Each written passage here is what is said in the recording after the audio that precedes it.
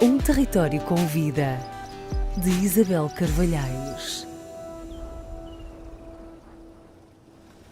Olá a todos e a todas, eu sou Isabel Estrada Carvalhais e sou deputada ao Parlamento Europeu. Neste programa convido-vos a percorrerem comigo o nosso território para assim conhecermos vários projetos que mostram a riqueza, a diversidade e o dinamismo das regiões do Minho, do Douro e de Trás-os-Montes. Vamos falar da pesca, da agricultura, do meio ambiente, dos saberes tradicionais e da inovação presentes na nossa economia rural. Bem-vindos a um território com vida.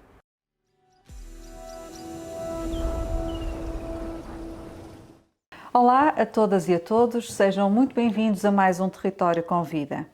E hoje estamos em Vila Verde, um território com uma enorme riqueza cultural, uma terra de minifúndios, uma terra também com muitos produtos endógenos, com muitos saberes tradicionais, e viemos aqui às instalações da ATACA, a Associação de Desenvolvimento das Terras Altas do Homem, Cávado e Ave.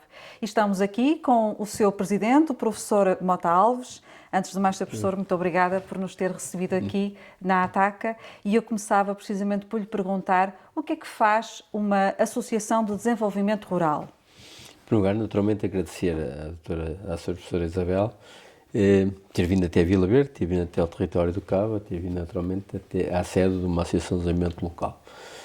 A ATACA tem 30 anos de existência, foi criada para o apoio ao desenvolvimento rural integrado. Portanto, tem uma área territorial atualmente que corresponde à NUT 3 Cávado, portanto, aos 6 municípios que correspondem acima do Cávado, e o nosso projeto da Fundação, e continua a sê-lo nesta altura, é trabalho de proximidade junto à população do meio rural, onde temos de uma forma transversal atuações em diversas áreas, como o apoio aos pequenos projetos agrícolas, o apoio à comercialização e transformação de produtos agrícolas, o apoio à atividade complementar, a recuperação do património etnológico, para nós é importante, o património material, cultural, material e imaterial, que é também para nós considerado importantíssimo, porque tem-se dado muito pouca atenção a esse património que tem a ver com a nossa identidade local.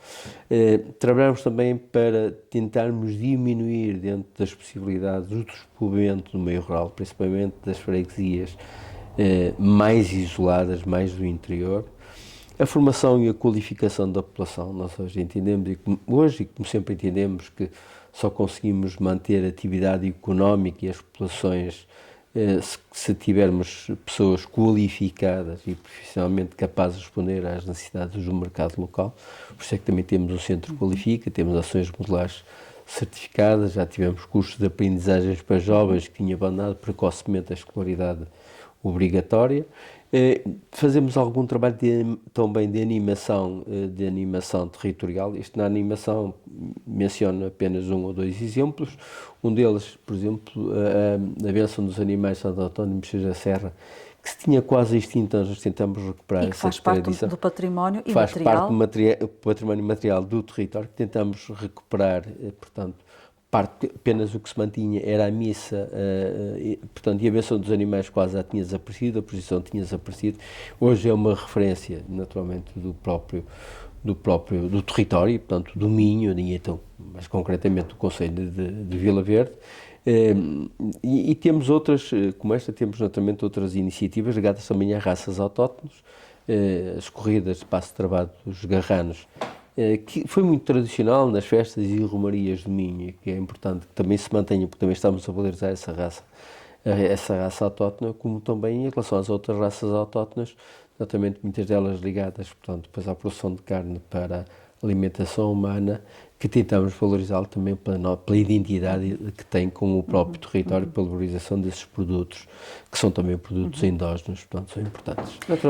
Nestes 30 anos, desculpe interrompê-lo, nestes 30 anos de atividade desta associação, muitos projetos já passaram pelas vossas mãos, apoiaram muitas candidaturas, houve projetos de enorme sucesso, outros que ficam pelo caminho, faz parte, obviamente, da dinâmica, da vida de todos estes processos, mas nestes 30 anos, certamente que viram uma grande transformação daquilo que é a realidade da economia rural em Vila Verde. O que é que destacaria nestes 30 anos como aspectos positivos dessa transformação e outros menos positivos? Nós deixamos de ter em Portugal um serviço que era da responsabilidade do Ministério da Agricultura, que é a extensão rural.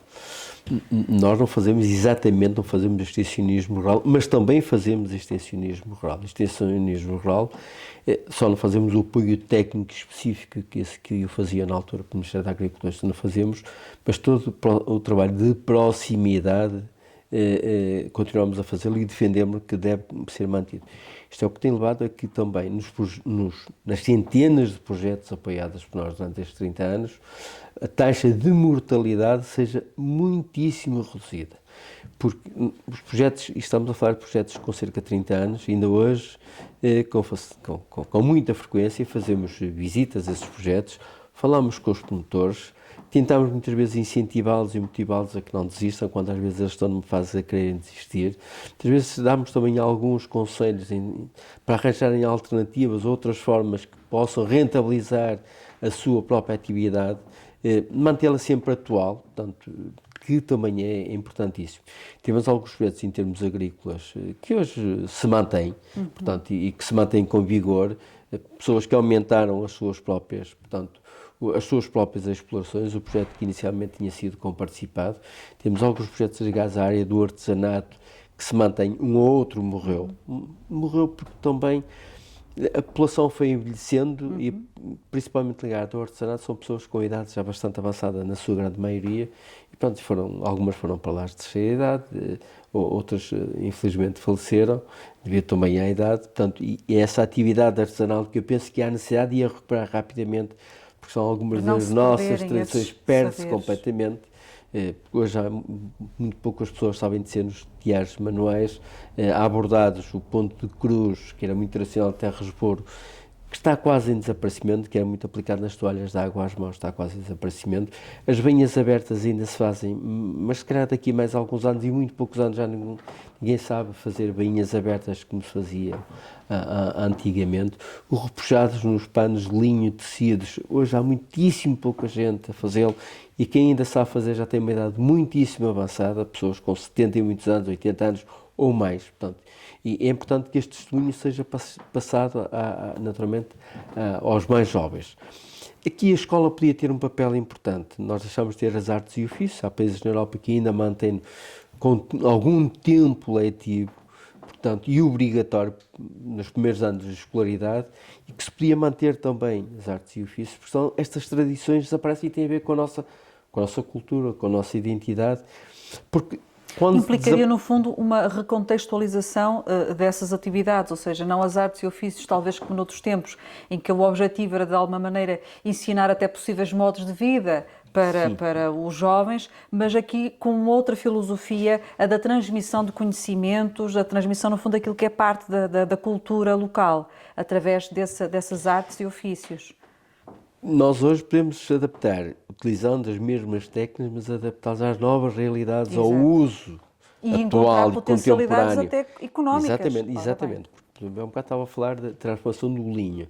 Nós no linho temos a transformação, mas também tínhamos a produção. As pessoas faziam as sementeiras de linho, tinham todo aquele procedimento, todos os procedimentos que tinham do linho até chegar ao fio final e poder ser aplicado nos tiares, que fazia parte também da nossa cultura, que era importante e que tinha a ver também com a agricultura, que era importante naturalmente que também fosse recuperado. Mas quando falávamos na tecelagem, nós estamos já a pensar na tecelagem para fazer camisas como se faziam antigamente, ou lençóis como se fazia antigamente de linho, mas porque não hoje utilizar o linho, e o linho com utilizando os tintos naturais, dando-lhe cor, para reposteiros, para o textilar, para outras funções. Portanto, há sempre a possibilidade de recuperar os saberes antigos, de os manter, as tradições e tudo aquilo que é património também imaterial, e ao mesmo tempo encontrar outras perspectivas de negócio, no fundo localizá-los naquilo que é a nossa contemporaneidade. Ter uma utilização atual, que isso eu penso que é importante, e isso obriga também aqui a alguma criatividade, portanto, e obriga se calhar a também juntarmos aqui e chamarmos este processo.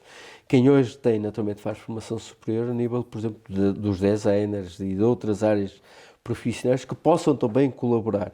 Eu dou apenas um pequeno exemplo do que fizemos no Equal, com uma atividade importantíssima ligada à filigrana na Póvoa de Lanhoso.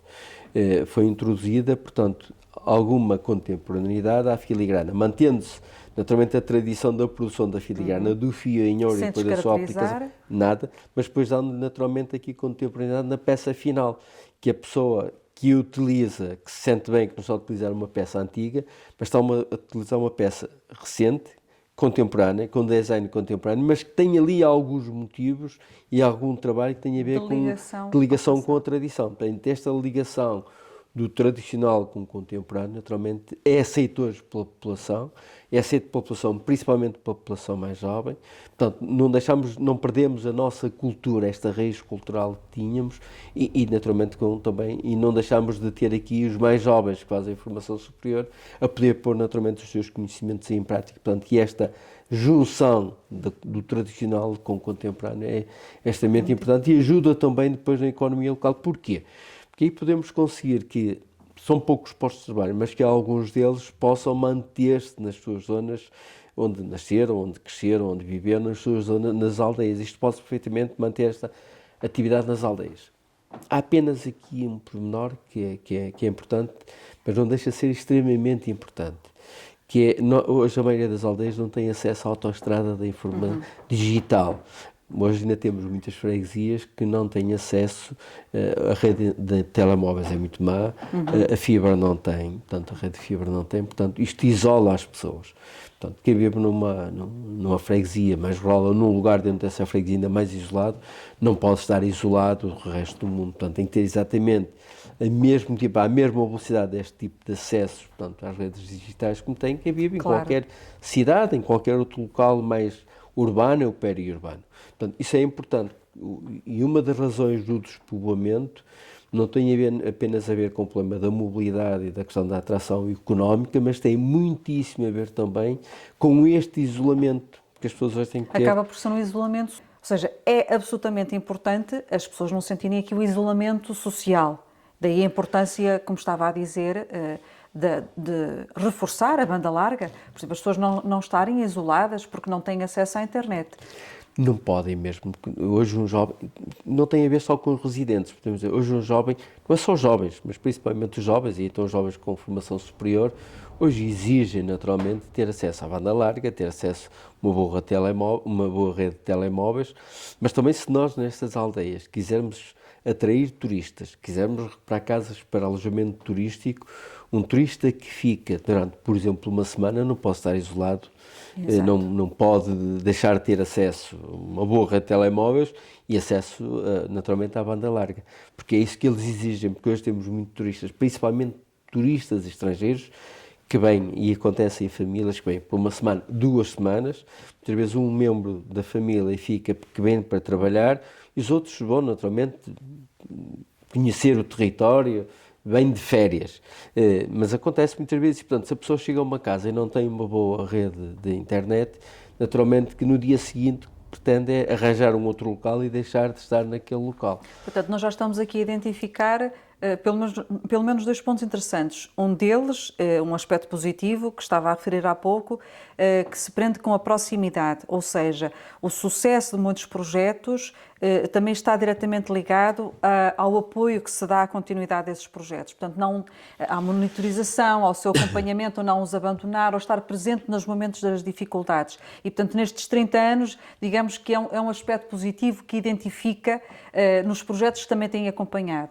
E estamos aqui a identificar um ponto, digamos, menos positivo, que nos deve alertar para o futuro, que é, por exemplo, estas condicionantes, estas falhas que ainda temos, por exemplo, na aproximação do mundo rural ao digital, que é uma outra forma de falarmos da proximidade, mas é a proximidade através do mundo digital, que parece essencial também aqui para o sucesso dos projetos do mundo rural no futuro próximo. Em relação à primeira questão, muitíssimo importante, em relação à primeira questão, penso que a senhora professora teve hoje a oportunidade de verificar, é a nossa ligação com os promotores dos projetos. Nós mantemos um contacto diário, mas é um contacto permanente com os promotores dos projetos. Para eles também sentirem que nós que não os abandonamos, apoiamos o projeto, mas conseguimos estar sempre próximos deles, perguntar-lhes de facto, sabermos como é que as coisas estão a correr, se tiverem necessidade de algum apoio, de algum aconselhamento, fazemos-lo sempre. Muitas vezes temos que recorrer a entidades terceiras para que possam dar esse apoio, quando nós não temos naturalmente disponível essa capacidade técnica para o podermos fazer. E, portanto, essa é uma das razões que leva também a uma taxa muito reduzida de mortalidade de muitos projetos, sejam eles agrícolas, sejam eles ligados, sejam eles do segundo setor, ou até mesmo do terceiro setor, que são extremamente importantes. A questão do nosso isolamento em relação portanto, às questões, portanto, ao acesso digital. Nós hoje falamos muito, para além naturalmente da questão do turismo, da questão naturalmente de quem reside nessas terras, temos também a questão agrícola. Nós hoje temos de fazer uma grande aposta na agricultura de precisão, até por uma questão de tirarmos maior rentabilidade das próprias explorações agrícolas e instrumentos que se faz na agricultura. Para além também de outras questões ambientais que podemos aqui também contribuir para as questões, a diminuição naturalmente da nossa pegada com a utilização muitas vezes de fertilizantes, que a agricultura de precisão pode aqui também ajudar a reduzir. Mas se não tivermos uma boa rede digital, não é fácil instalar alguns equipamentos nas explorações agrícolas, portanto, porque necessita naturalmente desse acesso fácil e rápido. Portanto, esta para vermos de facto a importância que tem na preocupação em termos as freguesias ou os lugares ou as explorações agrícolas e não só agrícolas que estejam mais isoladas, terem de facto a mesma acessibilidade, com a mesma velocidade que tem naturalmente qualquer pessoa que está numa zona urbana ou periurbana.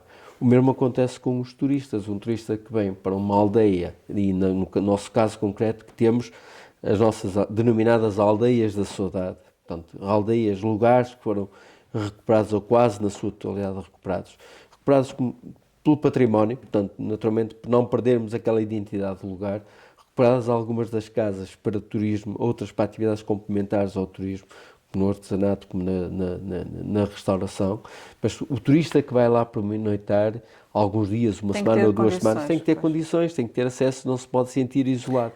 Portanto, isto é extremamente importante, que as aldeias não sejam esquecidas também a este nível. O professor referia há pouco que nós estivemos, e de facto estivemos esta manhã em algumas visitas, e o que nós verificamos é que de facto há projetos em que a componente digital está muito presente e, portanto, os processos estão muito automatizados, os processos tanto da colheita como depois da verificação da qualidade dos produtos e, portanto, efetivamente essa dimensão que estávamos aqui a falar da importância de uma inclusão digital é extremamente importante para o futuro destes projetos, que são projetos já de sucesso.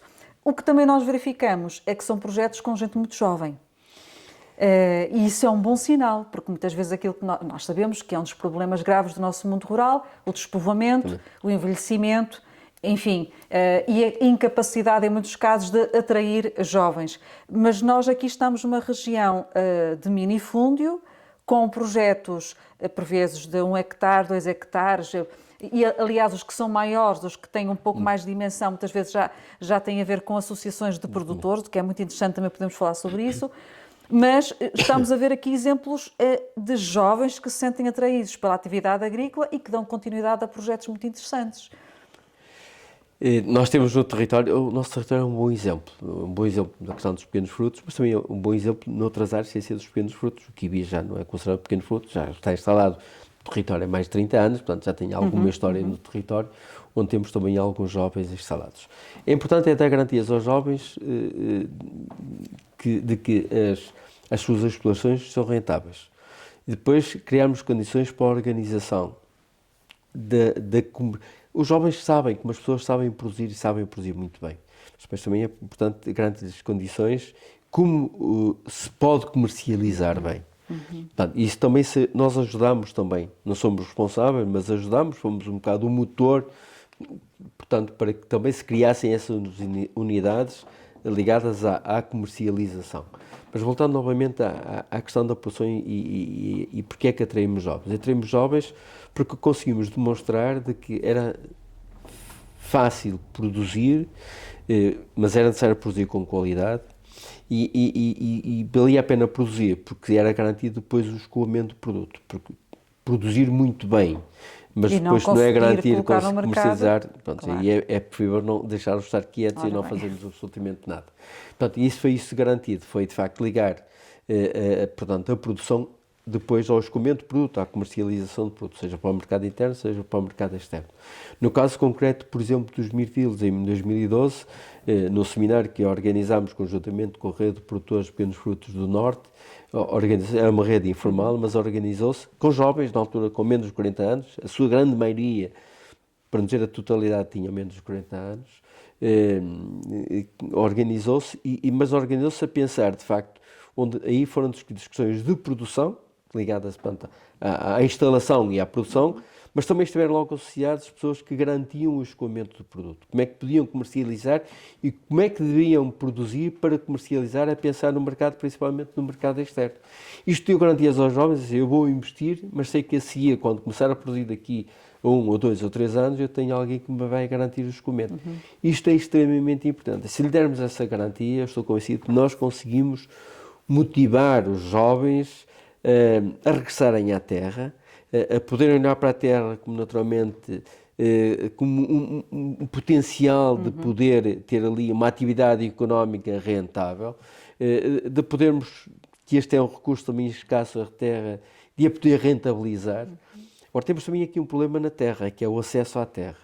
Nós temos que, se calhar, também repensar como é que as pessoas que neste momento não dão a devida utilização à terra poderão naturalmente ceder terra, não é vender terra, mas ceder terra para que outras pessoas que têm alguns projetos, algumas ideias, possam naturalmente fazer esse maior e melhor aproveitamento da terra e pôr naturalmente essa riqueza também naturalmente porque isso também implica que quem arrenda a terra perceba que um arrendamento de facto tem que ter um limite mínimo de tempo para também garantir alguma rentabilidade a quem vai trabalhar a terra. Portanto, provavelmente o arrendamento não se consegue fazer a menos de 15 ou de 18 anos. Se pensares, por exemplo, os mirtilos nunca podem ser menos de 15, 17 anos, o kiwi menos de 20 anos, a vinha 17, entre 15 e 20 anos, estamos a falar apenas aqui em três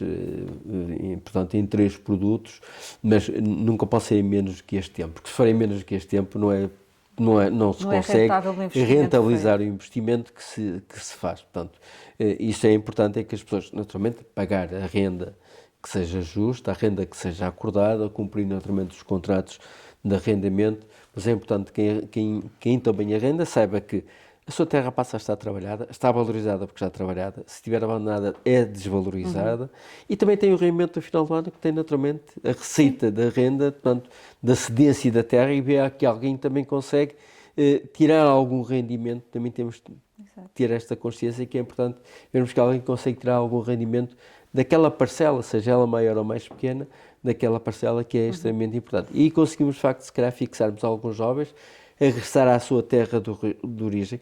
Eu penso que repovoar, que não vai ser fácil, mas se conseguirmos cativar alguns jovens, dizer, eu vou voltar à casa dos meus pais, dos meus avós, dos meus tios. Eu vou recuperar a casa, estamos a contribuir para que o património cultural se mantenha vida nas próprias aldeias. Eu vou voltar à terra porque vou ter uma exploração agrícola, mas com uma atividade complementar, vou ter 2 ou 3 quartos para poder haver alugar. Aqui uma diversificação das atividades da economia rural. É importantíssimo, porque conseguimos também atrair depois pessoas de fora para visitarem. E isto é importante também para a autoestima das próprias pessoas. Porque a população, nós hoje sentimos isso nas aldeias. Aldeias que habitualmente só lá viviam, só lá estavam as pessoas que sempre lá residiram e raramente tinham um ou outro familiar a residir.